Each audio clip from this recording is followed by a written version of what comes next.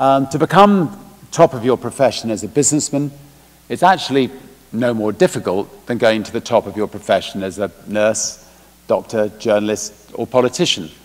But the difference is that reaching the top of your profession in business brings excessive wealth with it. And therefore, with excessive wealth comes excessive responsibility.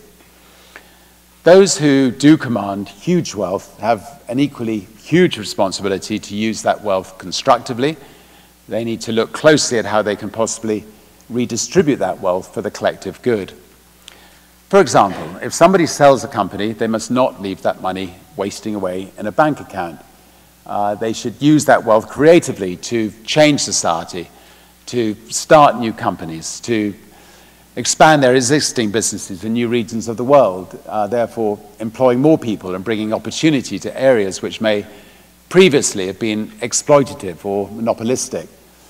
Wealth should be used to challenge the established way of doing things and to try to make a difference. If one's running a company, there's not only an ethical responsibility, but importantly, there are human responsibilities. And I fear that the majority of major companies forget this fact or hold it very low on their list of priorities. I've always believed that there's not much point in going into business unless you're going to make an enormous difference. People who work for a company, they've got to feel passionately about their jobs. They've got to feel as though they're involved in what the company's trying to achieve.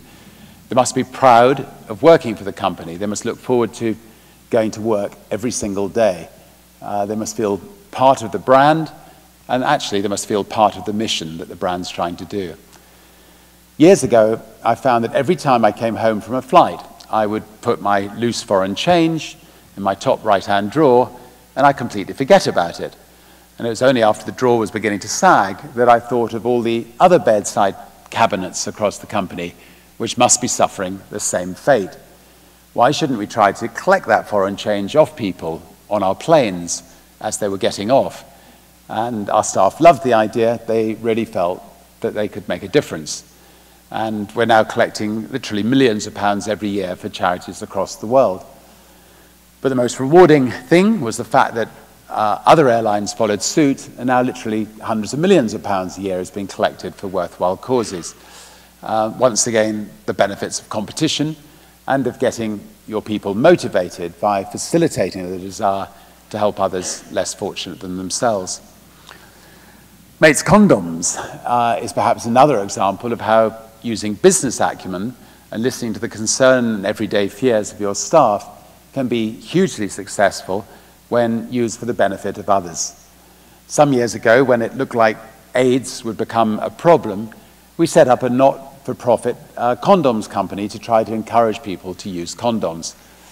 Also, we wanted to encourage Durex, who at 98% of the British market, to spend more on promoting condoms and through awareness attempt to curb the spread of this disease. We even got the BBC to run an advertising campaign for the first time in their history. A very proud and historic moment for everybody who worked at Virgin. I think we might have it.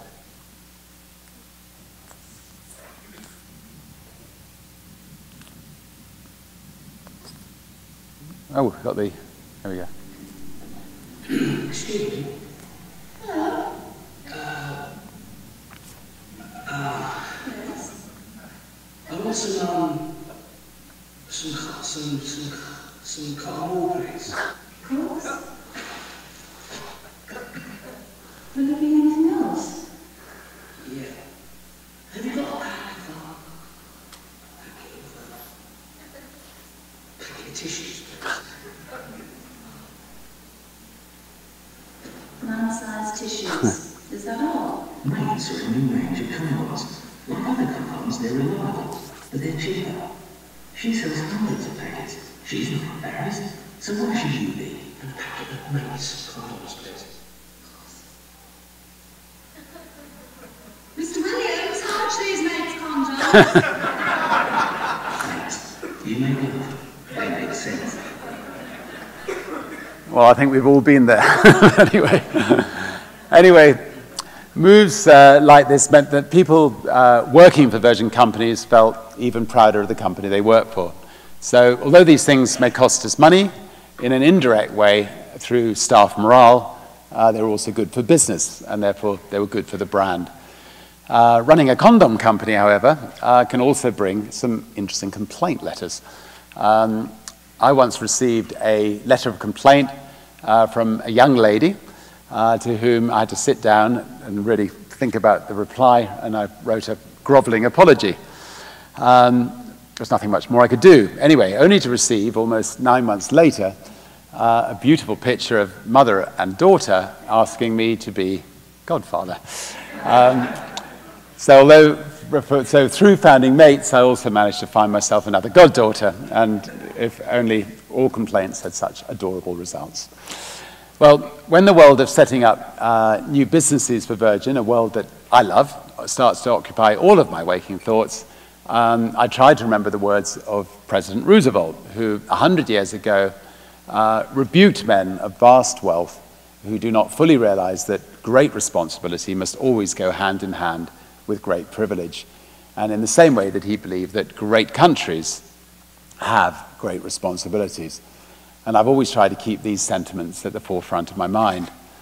I fervently believe that companies like ours have a duty to not only develop the most energy and environmentally efficient futures for our existing businesses, but also to invest in future sources of renewable energy and fuel that could make such a difference to securing the technological and industrial future of society and countries which are a bit behind the game, like the United States.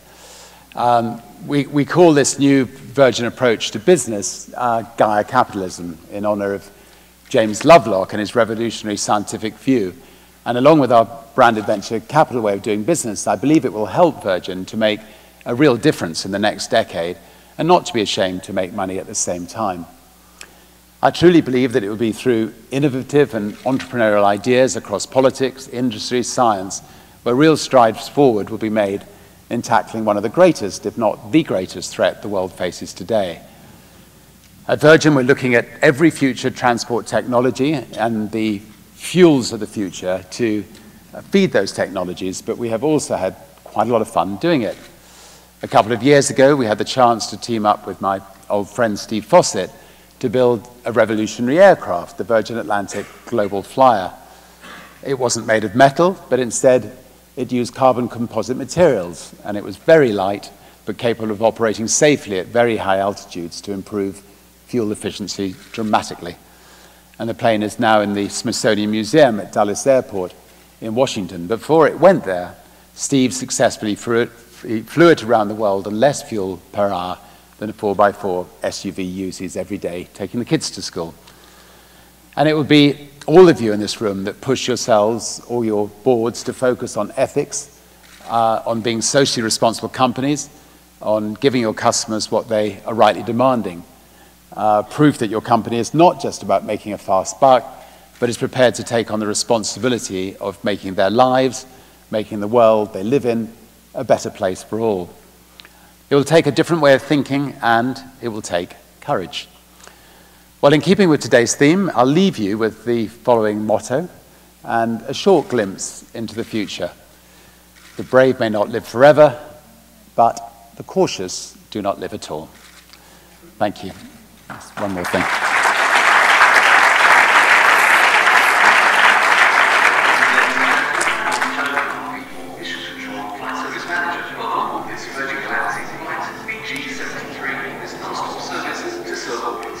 Please place all doors into our hands.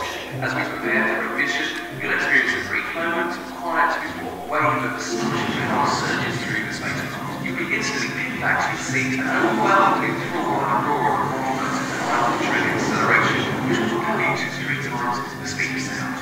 We hope you enjoy your flight with us today, and from all of us here at Mission Control, we'd like to thank you for flying Virgin Galactic. Please visit our website at virgingalactic.com. Thank you.